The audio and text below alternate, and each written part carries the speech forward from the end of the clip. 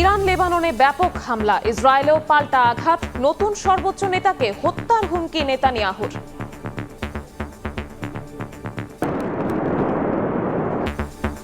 সংঘাতের অজুহাতে ভোজ্য তেলের বাজারে অস্থিরতা, খাতুনগঞ্জে মনে বেড়েছে 200 টাকা। ছুটির দিনেও ফিলিং স্টেশনে ভিড়, অপেক্ষা করেও চাহিদা মতো জ্বালানি না পাওয়ার অভিযোগ। এত তেল দিতে পারতেছে না, কিসের জন্য? এই সিন্ডিকেট নাকি অন্য কিছু বুঝতেছি না। এনআইএ 3 ঘন্টার উপরে গেছে। ইন্টারন্যাশনাল বাজারে, যুদ্ধের বাজারে এই সমস্যাগুলো এগুলির কারণে মূলত বাড়ছে। প্রতি গাড়িতে 5-6,000, 8,000, 10,000 পর্যন্ত গাড়ি ভাড়া বাড়ছে। গাড়ি করে তেলের জন্য একটা আর্লি অগ্নি সরকারকে ব্যবস্থা নেওয়া দরকার। শাস্তির ব্যবস্থাও খুব সরাসরি এবং কড়াকড়িভাবে সেগুলো দেখাতে হবে। দেখছিলেন প্রধান শিরোনাম। সন্ধ্যার সময়ের সঙ্গে আছি আমি শবনব নিবিড়। এবার অন্যান্য শীর্ষ সংবাদ। জাতীয় স্মৃতিসৌধ ও জিয়া উদ্যানের স্পিকার, ডেপুটি স্পিকারের শ্রদ্ধা, বললেন সংসদের স্লোগান রীতি বহির্ভূত। প্ল্যাকার্ড প্রদর্শনকে অসংসদীয় আচরণ বলছেন বিশ্লেষক। কোন তদবির নয়, সব ক্ষেত্রে মেধার গুরুত্ব দেবে সরকার, জানালেন মির্জা ফখরুল। দেশের মানুষ আর প্রতিহিংসার রাজনীতি চায় না, বললেন ডাক্তার শফিকুর রহমান। এবার কেয়ারে মির্জা আব্বাসের মস্তিষ্ক অস্ত্রোপচার, আপাতত নেওয়া হচ্ছে না সিঙ্গাপুর। হাসপাতালে গিয়ে রাজনৈতিক উপদেষ্টার খোঁজ নিলেন প্রধানমন্ত্রী। সড়ক দুর্ঘটনায় প্রাণ হারানো বরকনের বাড়িতে মাতম, 14 জনের মধ্যে খুলনায় 4 জনের দাফন, বাকিরা বাগেরহাটে চিরনিদ্রায় শায়িত। সবাই মিলে বাড়ি যাচ্ছি, খুব ভালো লাগছে। আর নিজেরই কোনো গ্যারান্টি থাকবে না, এজন্য আমি আমার ফ্যামিলি আগে পাঠাচ্ছি। শুরু হলো ঈদ যাত্রা, নগর ছেড়ে বাড়ির পানে মানুষ। বড় ধরনের শিডিউল বিপর্যয়ের শঙ্কা দেখছেন না মন্ত্রী। অনিয়ম ঠেকাতে গাবতলী বাস টার্মিনালে ডিএমপির অভিযান।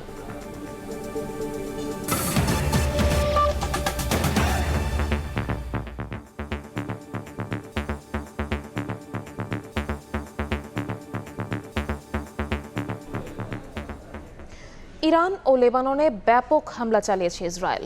অন্যদিকে ইসরায়েলে নতুন করে ক্ষেপণাস্ত্র হামলা চালিয়েছে ইরান। এদিকে ইরানের সর্বোচ্চ নেতা মোস্তফা খামেনিকে হত্যার হুমকি দিয়েছেন নেতানিয়াহু। শুক্রবার ভোরে ইরানের বিভিন্ন স্থানে হামলা চালায় ইসরায়েল। দেশটির আধা সরকারি বার্তা সংস্থা ফার্স নিউজ জানায়, তেহরানে তীব্র বিস্ফোরণ হয়েছে, আতঙ্কে রয়েছেন বাসিন্দারা। ইরানের নতুন সর্বোচ্চ নেতা মোস্তফা খামেনিকে হত্যার হুমকি দিয়েছেন ইসরায়েলের প্রধানমন্ত্রী বিনিয়ামিন নেতানিয়াহু। যৌথ হামলায় ইরানের শীর্ষস্থানীয় পরমাণু বিজ্ঞানীরা নিহত হয়েছেন বলেও দাবি করেন তিনি। এদিন ইরানের পাশাপাশি লেবানন জুড়েও ব্যাপক হামলা চালায় ইসরায়েল। বিশ্ববিদ্যালয় আক্রমণে কয়েকজন নিহতের খবর পাওয়া গেছে।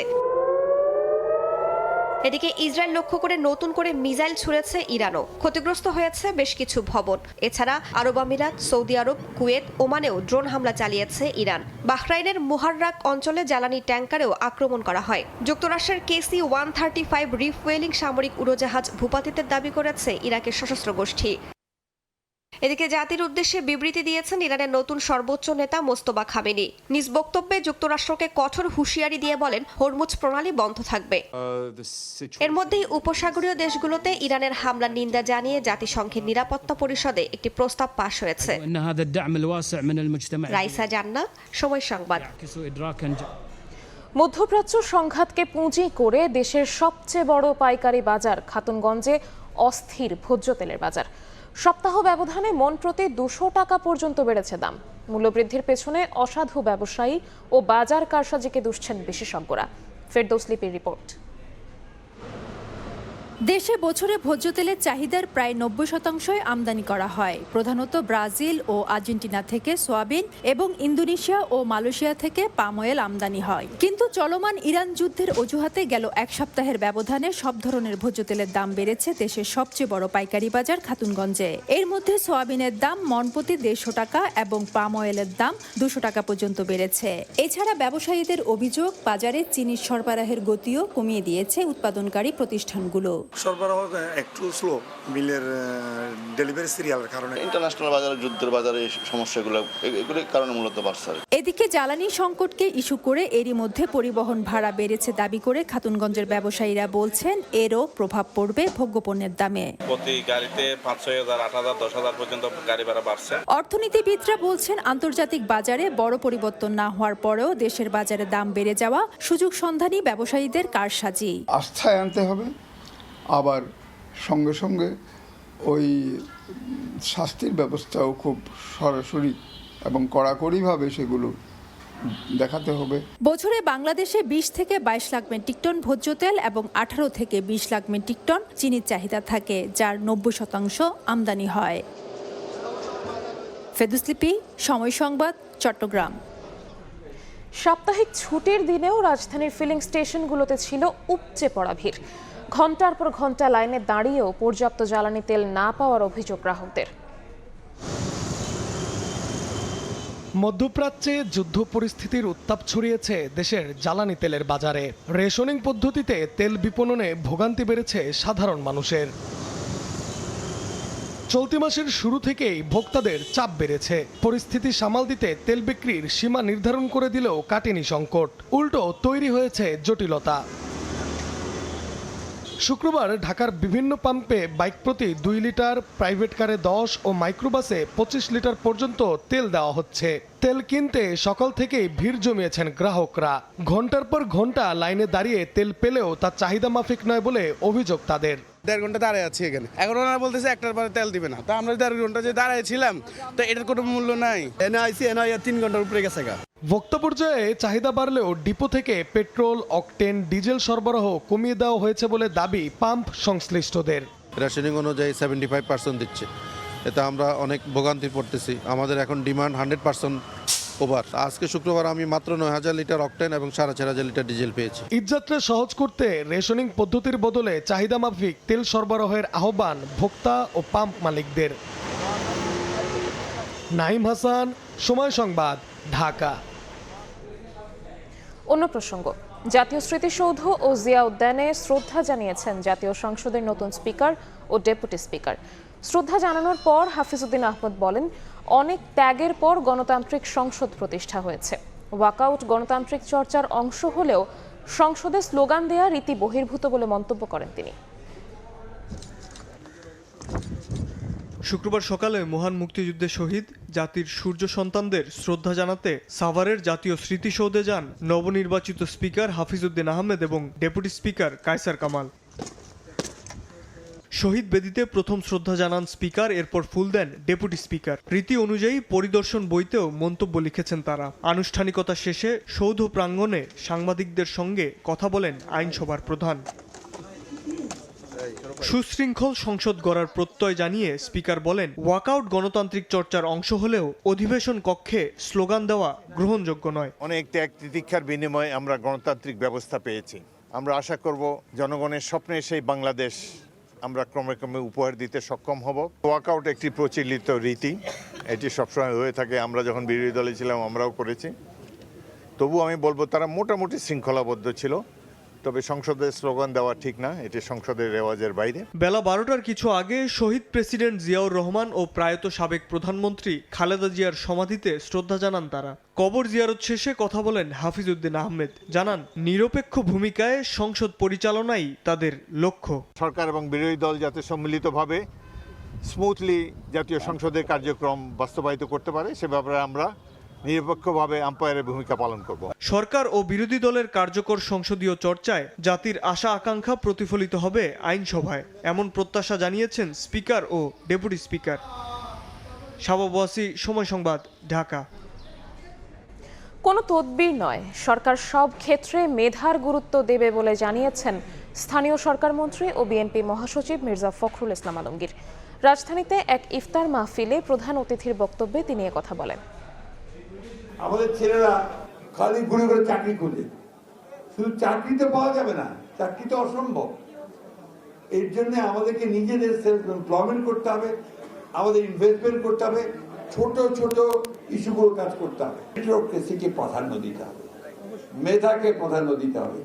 আমরা খালি অমুকের ভাই বলে দেন, আমি ওকে বিশ্বাস করি সকাল 6টা থেকে রাত্রি 12টা পর্যন্ত খালি তদবির, এবং সেই তদবিরগুলো হচ্ছে আমরা পোস্টিং টোস্টিং এই সমস্ত দরকার আছে সেগুলো করতে হবে, কিন্তু সেগুলোকে যদি আমরা প্রথম গুরুত্ব দিই তাহলে তো আমরা মুশকিল হবে। দেশের মানুষ আর প্রতিহিংসার রাজনীতি দেখতে চায় না বলে মন্তব্য করেছেন জামাত ইসলামের আমির এবং বিরোধী দলীয় নেতা ডাক্তার শফিকুর রহমান। পিলখানা হত্যাকাণ্ডে এবং জুলাই অভ্যুত্থানে নিহতদের পরিবারের সদস্যদের সম্মানে আয়োজিত ইফতার অনুষ্ঠানে যোগ দিয়ে একথা বলেন তিনি। এমন একটা দেশ, একটা জাতি আমাদেরকে দান করুন যেখানে আর প্রতিহিংসার রাজনীতি চলবে না, মিথ্যাচারিতা ধোঁকাবাজি রাজনীতির নামে আর ব্যবসা হয়ে দাঁড়াবে না, যেখানে রাজনীতি ব্যবসার পণ্য হবে না, যেখানে জনগণ আর কারো দাসে মানসিক দাসে পরিণত হবে না। ন্যায়ের পক্ষে অন্যায়ের বিরুদ্ধে আমাদের লড়াই অব্যাহত থাকবে। প্রধানমন্ত্রীর রাজনৈতিক উপদেষ্টা মির্জা আব্বাসের মস্তিষ্কে অস্ত্রোপচার হয়েছে। এর আগে এভারকেয়ার হাসপাতালে গিয়ে তাঁর শারীরিক অবস্থার খোঁজ নেন প্রধানমন্ত্রী তারেক রহমান। গত 11 মার্চ ইফতারের সময় হঠাৎ অসুস্থ হয়ে পড়েন বিএনপির স্থায়ী কমিটির সদস্য ও প্রধানমন্ত্রীর রাজনৈতিক উপদেষ্টা মির্জা আব্বাস। অবস্থার উন্নতি না হওয়ায় তাকে ভর্তি করা হয় রাজধানীর এভারকেয়ার হাসপাতালে। দুপুরে অসুস্থ মির্জা আব্বাসকে দেখতে এভারকেয়ারে যান প্রধানমন্ত্রী তারেক রহমান। ঘণ্টাব্যাপী সেখানে অবস্থান করে খোঁজখবর নেন মির্জা আব্বাসের। পরে জাতীয় সংসদের হুইপ এম রুহুল কুদ্দুস তালুকদার দুলু প্রধানমন্ত্রীর বরাতে জানান মির্জা আব্বাসের মস্তিষ্কে অস্ত্রোপচারের সিদ্ধান্ত নিয়েছে মেডিকেল বোর্ড। প্রধানমন্ত্রী তারেক রহমান সাহেব মির্জা আব্বাস সাহেবের শারীরিক খোঁজখবর নিয়েছেন। উনি যেটুকু আমাদের মাননীয় প্রধানমন্ত্রী ওনাকে দেখে এসে বলেছেন যে তার একটা অপারেশন প্রয়োজন। এদিকে মির্জা আব্বাসকে দেখতে যান বিএনপির মহাসচিব ও স্থানীয় সরকারমন্ত্রী মির্জা ফখরুল ইসলাম আলমগীর, সমাজ কল্যাণ মন্ত্রী ডাক্তার AZM জাহিদ হোসেন এবং এনসিপি নেতা আক্তার হোসেন। আশা প্রকাশ করেন দ্রুত সুস্থ হয়ে সংসদে ফিরবেন মির্জা আব্বাস। আমরা তার পরিবারের সাথে কথা বলেছি, আমরা তার স্বাস্থ্যের খোঁজখবর নিয়েছি, আমরা তার জন্য দোয়া করি। এদিকে দেশবাসীর কাছে মির্জা আব্বাসের সুস্থতা কামনায় দোয়া চেয়েছে তার পরিবার। সামদানি প্রত্যয়, সময় সংবাদ, ঢাকা। বাগেরহাটে সড়ক দুর্ঘটনায় নিহতদের গ্রামের বাড়িতে শোকের ছায়া। কনেসহ পরিবারের 4 জনের দাফন হয়েছে খুলনায়, আর মোংলায় গ্রামের বাড়িতে দাফন করা হয়েছে বরসহ পরিবারের 9 জনকে। একদিন আগেও যে বাড়িতে ছিল হাসি, আনন্দ আর উৎসবের আমেজ, কয়েক ঘন্টার ব্যবধানে সে বাড়ি শোকে স্তব্ধ। বিয়ের সাজে নতুন জীবন শুরুর কথা ছিল মিতুর, কিন্তু নিয়তির নির্মম পরিহাস। বাবার বাড়ি থেকে বিদায়ী যে তার শেষ যাত্রা হবে কে জানতো। খুলনার কয়রা উপজেলার নাকশা গ্রাম থেকে বউ নিয়ে বৃহস্পতিবার বিকেলে মোংলার সেলাবনিয়া নিজ বাড়িতে ফিরছিল বরপক্ষ। বাগেরহাটের রামপালে পৌঁছালে একটি বাসের সঙ্গে মুখোমুখি সংঘর্ষ হয় বরযাত্রী মাইক্রোবাসের। মুহূর্তেই দুমড়ে মুচড়ে যায় গাড়ি। শুক্রবার সকালে খুলনার কয়রা উপজেলার আমাদি ইউনিয়নে নববধূ মিতু, ছোট বোন, দাদি ও নানির জানাজা শেষে দাফন সম্পন্ন হয়। নববধূর সাজে সজ্জিত হওয়ার মাত্র 3 ঘন্টার ভিতরে জবানিকে আবাদ ঘটলো, এটা আমরা অত্যন্ত মর্মাহত। খুব খারাপ লাগতেছে, আসলে এরকম মৃত্যু আগে কখনো আমি দেখিনি। এদিকে ভোরে বর সাব্বির, তার বাবা, 2 বোন সহ পরিবারের 9 জনের মরদেহ নিজ বাড়ি বাগেরহাটের মোংলায় আনা হলে এলাকায় নেমে আসে শোকের ছায়া। জুমার নামাজের পর উপজেলা মাঠে জানাজা শেষে পৌর কবরস্থানে সবার দাফন হয়। মাইক্রোবাসের চালককে দাফন করা হয় রামপালে। বিআরটিএ যেটা আছে তাদের একটা রেগুলেশন আছে, সেই অনুযায়ী প্রত্যেক ব্যক্তি আর কি 5 লাখ টাকার উপর পাবে। বুধবার রাতে খুলনার কয়রা উপজেলার নাকশা গ্রামে সাব্বির ও মার্জিয়া আক্তার মিতুর বিয়ের আনুষ্ঠানিকতা সম্পন্ন হয়। আব্দুল্লাহ আল মামুন রুবেল, সময় সংবাদ। দিনে রাজধানীতে জমজমাট ঈদ কেনাকাটা। এই মুহূর্তে বেইলি রোডে আছেন সহকর্মী কামরুল হাসান, সরাসরি যাচ্ছি তার কাছে। কামরুল, ঈদ মানে আনন্দ, ঈদ মানেই খুশি। সেই ঈদের আনন্দ এবং খুশিতে বাড়তি মাত্রা যোগ করে নতুন পোশাক। আমরা এই মুহূর্তে সংযুক্ত হয়েছি রাজধানীর বেইলি রোডের একটি শপিং মল থেকে। জানাতে চাই ঈদ মার্কেটিংয়ের সব শেষ খবর। আপনারা নিশ্চয়ই দেখতে পাচ্ছেন সময় গড়ার সাথে সাথে কিন্তু লোকজন এই শপিং মলটিতে ভিড় করছে এবং তারা তাদের পছন্দের যে পোশাক সেই পোশাকটি দেখছেন এবং কিনছেন। আমরা এখানে আসার পর বেশ কিছু ক্রেতা এবং বিক্রেতাদের সঙ্গে কথা বলেছি।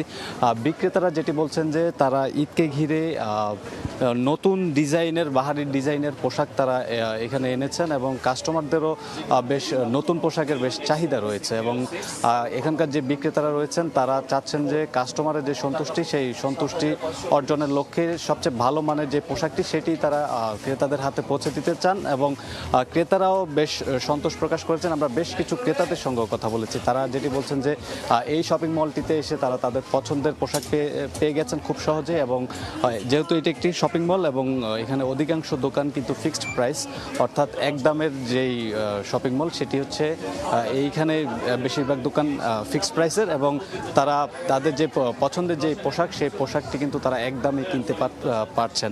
তো এখানকার যে সার্বিক যে পরিস্থিতি যদি বলি, সময় গড়ার সাথে সাথে কিন্তু কাস্টমারদের আনাগোনাও বাড়ছে। এখানকার যে বিক্রেতারা যেটি জানাচ্ছেন যে আপনারা জানেন যে কিছুক্ষণ আগেই কিন্তু ইফতার শেষ হয়েছে, সেই ক্ষেত্রে এখন এই মুহূর্তে এই শপিং মলটিতে কাস্টমারদের আনাগোনা কিছুটা কম। তবে তারা বলছেন যে তারাবির পর অর্থাৎ রাত 9টা নাগাদ কিন্তু এই শপিং মলটিতে কাস্টমারের আনাগোনা বেশ বেড়ে যায় এবং তারা খুব ব্যস্ত সময় পার করেন। আরেকটা বিষয় জানাতে চাই, এইখানে যে দোকানগুলো রয়েছে অর্থাৎ ফিক্সড প্রাইসের যে দোকানগুলো রয়েছে সেই দোকানগুলোতে অধিকাংশই